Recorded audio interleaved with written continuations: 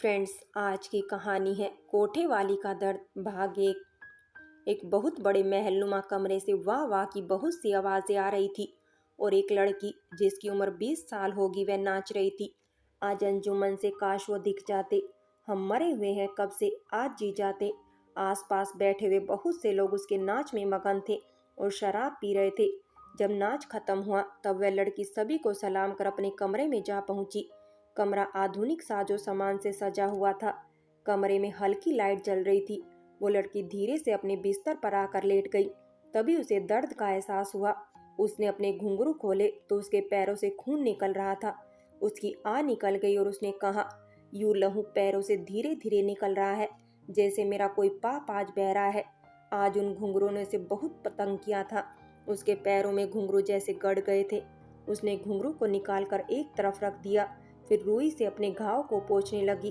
तभी एक लड़की उसी की उम्र की वहां आई और बोली, अरे तुम्हारे पैर में घाव हो गए हैं, लाओ इन्हें मैं धो देती हूँ। बोली, नहीं रहने दो, मैं कर लूंगी। तभी एक और औरत वहां आई और बोली, राधिका करने दो उसे, खून निकल रहा है ना। हाँ, राधिका नाम था उस लड़की का। उस औरत की बात सुनकर राधिका बोली, यह तो रोज का ही है, निकलने दीजिए, अपने आप ठीक हो जाएगा। तो वह अधेड़ उम्र की औरत बोली, तुम बहुत जिद्दी हो, किसी की बात नहीं सुनती हो, चलो चंदा यहाँ से, इसे रहने दो ऐसे ही। और वो दोनों चले गए। तभी एक और लड़की, उसी से थोड़ी ज्यादा उम्र की लड़की वहां आई और बोली, ला राधिका मैं कर दूं। उसने मना किया, फिर भी वो जबरदस्ती करने लगी और बोली, क्यों करती हो ऐसा, तुमसे कहा है ना घुंघरू को बांधने से पहले पट्टा बांध लिया करो जिससे घुंघरू पैर में न चुभे, पर तुम नहीं मानती हो मेरी बात। देखो कितने घाव हो गए, आज के बाद तुम मेरी सारी बातें मानोगी। वह बोली, अच्छा दीदी, आप जो कहोगी वही मैं करूंगी, लेकिन यह तो सजा है इस कोठे पर नाचने की। आप यूं समझ लो, क्योंकि मैं यहाँ हूँ जबकि मुझे यहाँ नहीं होना चाहिए था, तो मैं इसकी सजा भुगत रही हूँ। एक अच्छे माँ बाप की बेटी, एक सभ्य परिवार की बेटी को यहाँ नहीं होना चाहिए, मगर जिसके पिता ने ही उसे बेच दिया हो तो वह कहाँ जाएगी भला और किससे कहेगी अपना दर्द। तो फिर इस दर्द को ऐसे ही बहने दीजिए। यह दर्द मुझे याद दिलाता है कि मुझे यहाँ नहीं होना चाहिए था। मेरे पिता ने मेरे साथ जो किया उसकी सजा है ये कि उनका सारा खून यूं ही रोज रोज मेरे शरीर से निकल जाए तो मुझे मुक्ति मिल जाए और यह कर्ज उतर जाए, लेकिन यह उतरता ही नहीं। काश मेरे जिस्म का सारा खून एक साथ बाहर निकल पाता, उनका कोई कर्ज मुझ पर नहीं रहता, तब शायद मैं इस कोठे को अपना लेती और बाकियों की तरह यहाँ रह पाती। जैसे बाकी सब अपना जिस्म बेचकर यहाँ रहती है, वैसे ही मैं भी रह पाती। इसमें किसी शरीफ कहने वाले का खून नहीं होता, तो बड़ी बेगम को भी मुझसे कोई शिकायत नहीं होती। और यह जो चाकू मैं अपने साथ रखती हूँ वो नहीं रखती। आप जानती है बड़ी बेगम ने मुझे फिर भेजने की कोशिश की और इस बार मैंने उस आदमी का हाथ काट दिया। नहीं बता सकती मुझे कितना गुस्सा आ रहा था। जैसा पहली बार आदमी का खून किया था वैसे ही इसे भी मार देती अगर रोका नहीं होता तो। इतना कहकर राधिका रोने लगी, मगर उसके चेहरे पर गुस्सा बहुत था और उसके साथ ही उनके भी आंसू बहने लगे जिसे वह दीदी कह रही थी। उसने उसे अपने गले से लगा लिया और बोली, मेरी बच्ची, तुझ में बहुत हिम्मत है, नहीं तो इस नरक में कोई भी अपनी इज्जत नहीं बचा सकता। तू बचा रही है, तू बचा लो अपने आप को और भाग जाओ यहाँ से। राधिका बोली, कहाँ जाऊंगी दीदी, कोई रास्ता, कोई मंजिल, कोई ठिकाना तो नहीं है ना, होता तो चली जाती। तभी बड़ी बेगम वहां चली आई और गुस्से में बोली, राधिका, आज तुमने फिर से वही किया। राधिका ने भी गुस्से में जवाब दिया, जब तक आप ऐसा करोगे मैं भी ऐसा ही करूंगी। जिसको भी मेरे पास भेजोगे मैं मार दूंगी। इस बार तो मैंने उसका सिर्फ हाथ काटा है, अगली बार जान भी ले लूंगी। कहकर राधिका अपने बिस्तर पर बैठ गुर्राने लगी। बड़ी बेगम का गुस्सा सातवें आसमान पर चला गया, मगर हमेशा की तरह राधिका के आगे उनकी एक न चली, तो वह गुस्से में पैर पटकते हुए चली गई। साथ में राधिका की दीदी को भी बुला ले गई। राधिका की दीदी उठी और राधिका को गले से लगाया और बोली, अपना ख्याल रखना, जो मैंने कहा है वही करना, कल से घुंघरू बांधने से पहले पट्टा बांधना, बांधोगी ना, बोलो। पूछकर राधिका को निहारने लगी। राधिका उसके गले से लगकर बोली, अच्छा ठीक है। फिर वह दीदी चली गई। राधिका बिस्तर पर उल्टा लेट गई और उसे कब नींद आ गई पता ही नहीं चला। राधिका अच्छे घर की मगर अनचाही संतान थी। वो भी लड़की, तो उसके पिता ने ही उसे 3 साल की उम्र में बेच दिया। वो जब आई थी तब अनजान थी, लेकिन बड़े होते होते उसे सब पता चल गया। कोठे में कई और औरतें भी थी, पर एक औरत जो बड़ी बेगम से थोड़ा कम उम्र की थी और छोटी बेगम कहलाती थी, जिसकी उस कोठे में बहुत चलती थी, उसी ने राधिका को अपनी बेटी की तरह पाला था। मगर जब राधिका 16 की हुई तो एक सीढ़ी से गिरने और ज्यादा खून बहने की वजह से उनकी मौत हो गई। राधिका उसी को माँ बोलती थी। उसी ने जाते जाते राधिका से कहा था कि वह अच्छे घर की बेटी है और वो अपना जिस्म कभी न बेचे, और एक चाकू जो उनके पिता की निशानी था राधिका को देकर चल बसी। उस रात राधिका बहुत रो रही थी। तभी वहीं के एक दलाल ने राधिका के साथ जबरदस्ती करने की कोशिश की तो राधिका ने उसका खून कर दिया। क्योंकि राधिका छोटी थी और बड़ी बेगम की पहचान ज्यादा थी, तो केस रफा दफा हो गया और राधिका बच गई। मगर फिर राधिका ने उस चाकू को ही अपना हथियार बना लिया। बड़ी बेगम ने उसे जितनी बार बेचने की कोशिश की, उसने ग्राहक को उस धारदार चाकू से नुकसान पहुंचा दिया और वह बच गई। कोठे में रहने वाली एक और दीदी राधिका की दीदी बन गई। उनका नाम नायरा था। राधिका अब तक बची थी, मगर आगे कितने दिन बचेगी, नायरा को सदा ही ये फिक्र रहती। ऊपर से राधिका का खुद को चोट पहुंचाने का जुनून। वो नाचती इतना बढ़िया थी कि उसका सिर्फ नाच देखने को लोग बड़ी कीमत चुकाते थे। तो बड़ी बेगम कुछ न कहती थी। मगर कब तक राधिका की जिंदगी यूं ही चल रही थी।